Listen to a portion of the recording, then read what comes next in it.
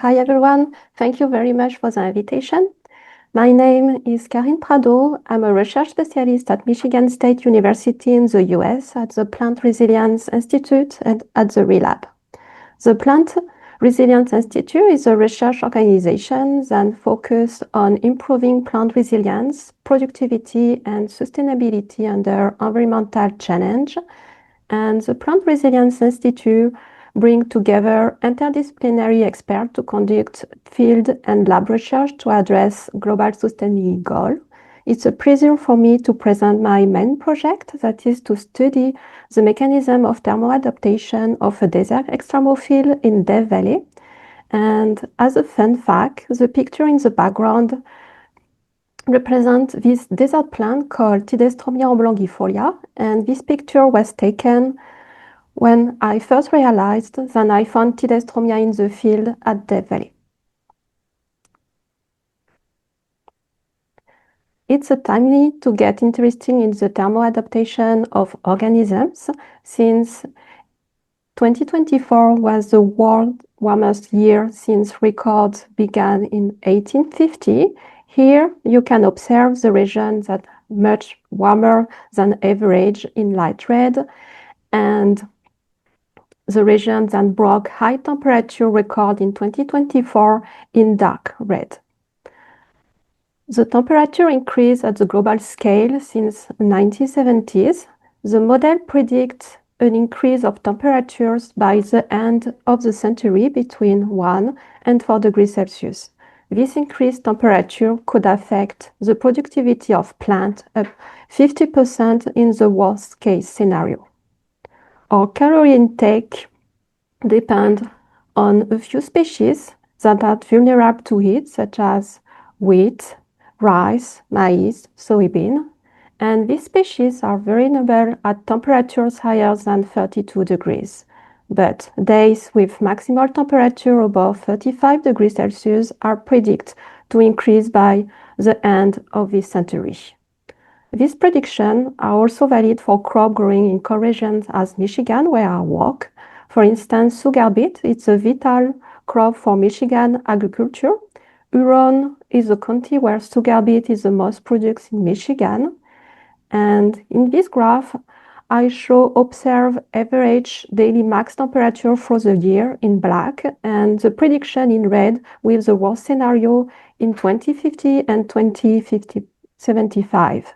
Average temperature will be higher than shoot and wood growth of sugar beet can tolerate, which is 25 degrees for shoots and 80 degrees for woods. There is an urgent need to increase thermotolerance of sugar beet to maintain high yield in response to rising temperature in Michigan.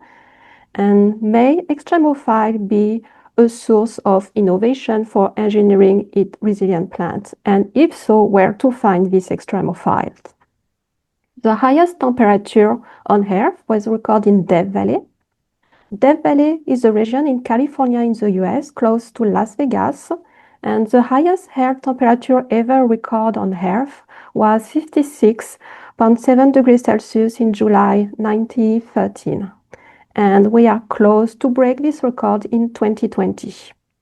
These extreme temperatures are not atypical in Death Valley, since 47 degrees Celsius is an average max temperature in July. Here you can see the maximal temperature in red and minimal temperature in blue in July for the last 70 years. And you can notice the temperatures are regularly higher than 50 degrees Celsius.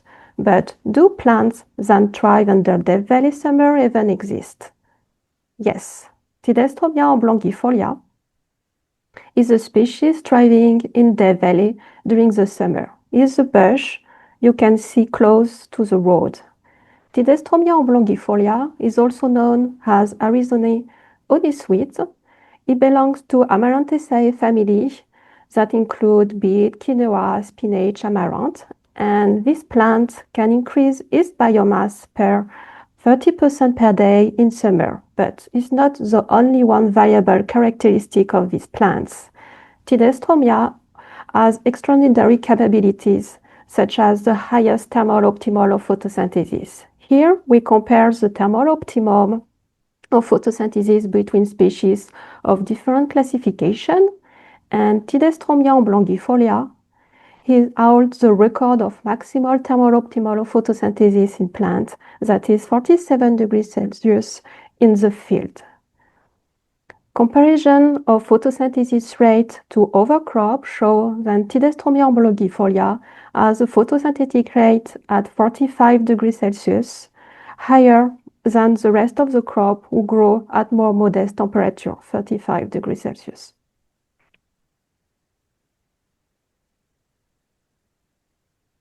The overall objective of this study is to decipher the mechanisms of underlying thermo-adaptation of Tidestromia oblongifolia using multiple approaches to develop resilient crop to rising temperatures.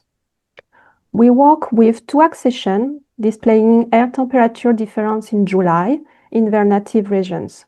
One is from Death Valley with a natural temperature at 47 degrees Celsius to compare to Dos Palmas accession who grow in the south of California with, in July, average temperature at 42 degrees Celsius. And we work with two main environmental conditions, the standard conditions and Death Valley summer, that mimic exactly the cycle of temperature and light intensity happening in the field during a typical day in July. The standard conditions are reflected by 31 degrees Celsius during the day and 400 macromole ppfd. And Death Valley condition has the maximal temperature at 47 degrees Celsius and the maximal light intensity reached 2200 macromole during the day. And we are able just to mimic in growth chamber in the lab what happened in Death Valley. The experimental design consists of growing plant in standard conditions for 8 weeks and transferring in Death Valley summer or stay in standard condition for around 1 month.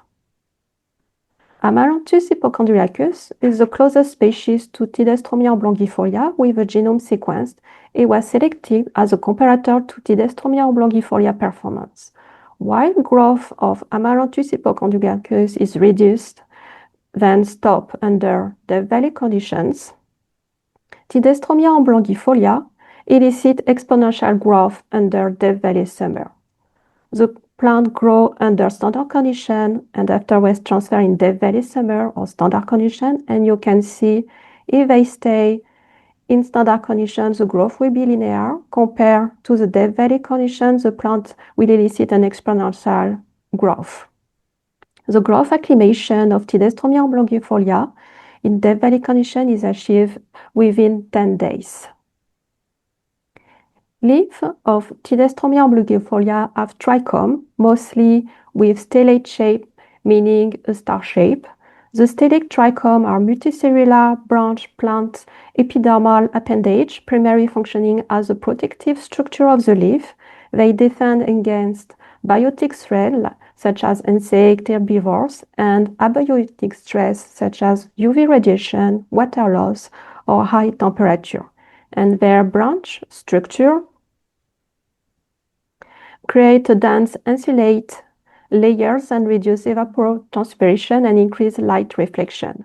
Using scanning electron microscopy approach, we quantify trichome density on the leaf and observe that trichomes are more abundant under Death Valley summer conditions than standard conditions. Here you can see the significant difference when plants grow during 13 days in standard compared to the Death Valley conditions for two ecotypes, so the Dos Palmas in yellow and Death Valley in red. And we have also a significant difference between the growth in Death Valley compared to before the transferring at day 0. Photosynthesis is a fundamental process that drives biomass production in plants, acting as a factory that converts light energy, carbon dioxide, and water into sugars. At the chloroplast level, photosynthesis is a two-stage process that consists in light-dependent reaction, which capture energy and produce oxygen, and the Calvin cycle, which uses this energy to fix carbon into sugar. To estimate the photosynthesis rate, we measure linear electron transport of light reaction and CO2 assimilation with a LICO equipment that has the capability to measure light-gas exchange and fluorescence measurement. Graph depicts thermal curve of linear electron transport after 13 days under Death Valley condition for the two accretions, Death Valley in red and orange in Dos Palmas. We determine the optimal temperature of linear electron transport, which is the temperature when the linear electron transport is maximal, which is 45 degrees Celsius for acclimate plant, and we compare this optimal temperature of linear electron transport for standard and Death Valley condition for 2 and 13 days. While the max linear electron transport didn't show much differences between condition and accretion, we observe an optimal temperature of linear electron transport that significantly increased in response to the Death Valley summer to reach the values higher than 45 degrees Celsius. Similarly, we measure the CO2 assimilation at different temperatures for two accretions, for Death Valley and Dos Palmas, and here is the thermal curve of CO2 assimilation for acclimate Death Valley accretions. We didn't observe much difference between conditions for the maximal CO2 assimilation, but we observe significant difference increase of the optimal temperature of CO2 assimilation within 2 days, and reaching the maximal of acclimation within 30 days at 45 degrees Celsius. This plant operates a C4 mechanisms, which consists in dividing the labor of photosynthesis in specialized cells to concentrate the CO2 around the rubisco, the enzymes and fix CO2, which allow to suppress its oxygenate activities and affect yield overrise. These carbon concentration mechanisms are involved in plants living in dry and hot weather. The cross-section of the leaf shows the bundle sheath cell around the vein and the mesophyll around the bundle sheath cells. Mesophyll cells initially fix CO2 into 4-carbon acids using the PEP carboxylase. These acids are transported to the bundle sheath cell, where they are decarboxylated to release CO2, powering the Calvin cycle via the rubisco in a low O2 high CO2 environment to produce the organic molecules. Mesophyll cells are also responsible for light-dependent reaction and generate ADP and ADPH. To look for any difference in the anatomical change in response to the Death Valley summer, we investigate the structural reorganization of chloroplast and mitochondria of cells near tertiary vein of leaf using life imaging. Chloroplasts were visualized in taking advantage of their natural autofluorescence, and mitochondria by using rhodamine dyes. And the number of chloroplasts increased in response to the Death Valley summer in mesophile. You can see here when the plant grows 13 days in Death Valley compared to the corresponding standard condition or before the transfer for the Death Valley ecotype and Dos Palmas ecotype. Number of mitochondria also increased in response to the Death Valley summer for mesophyll and bundle sheath cells. Since cytoplasm of metabolically active plant cell with high demand for ATP often contains a high proportion of mitochondria, mesophyll and bundle sheath cell may be more metabolically active in Death Valley summer than in standard conditions. We also observe that mitochondria reallocate significantly to chloroplast, especially in Death Valley acclimate accretions. Here you can see the number of chloroplasts increasing when the plant grows in Death Valley condition compared to the corresponding standard and compared to the Dos Palmas accretion. Association may help cope lesion in energy metabolism, mitigate the effect of excess force production, and reduce CO2 leakage between mesophyll and bundle sheath cells. In addition, we observe an unusual chloroplast with a cup-shaped structure. These cup-shaped chloroplasts are mostly directed to the cup opening directly towards the vein and against the light. The volume of cup-shaped chloroplast is in average 3 times larger than the disc-shaped chloroplast typically found in plant cells, and the graph denotes the fraction of cup-shaped chloroplast in plant growing under standard or depth valley conditions before and after transfer in mesophyll.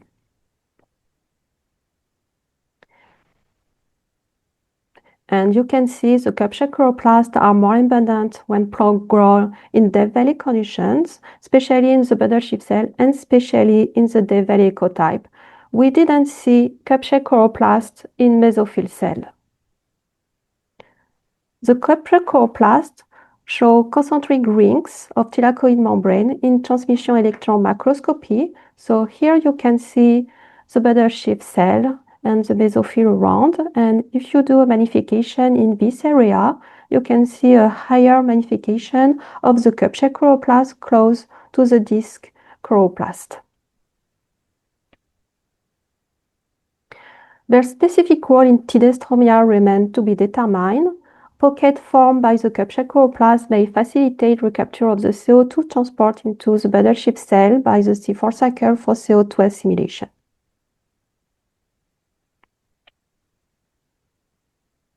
Cup-shaped chloroplasts have previously been observed in algae and Selaginella, but they only have one single chloroplast per cell, not multiple cup-shaped chloroplasts in the same cell like in the case of Tidestromia oblongifolia.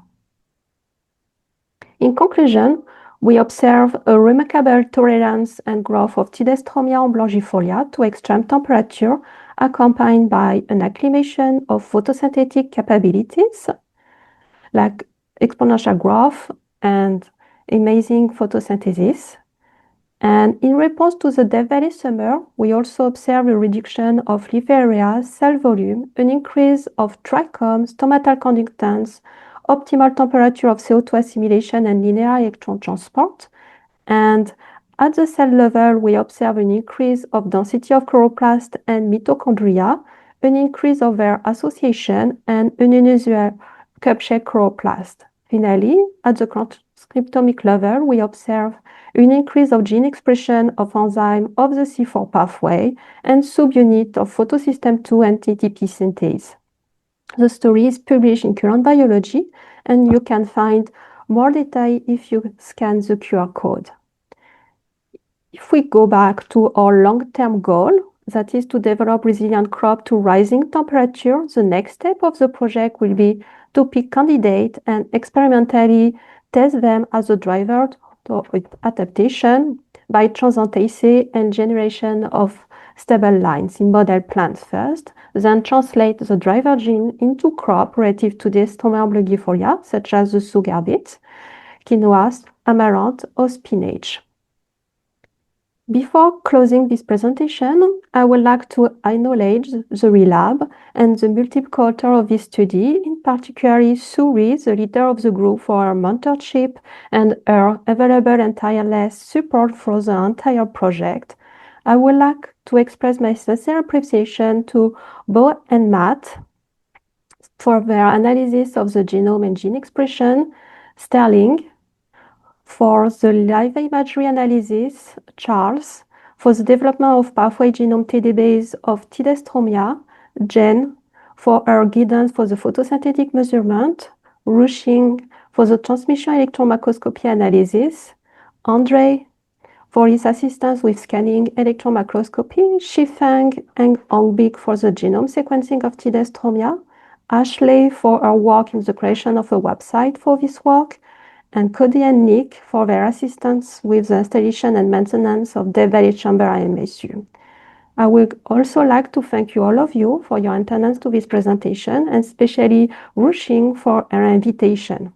I'm happy to take any question you can have in this presentation.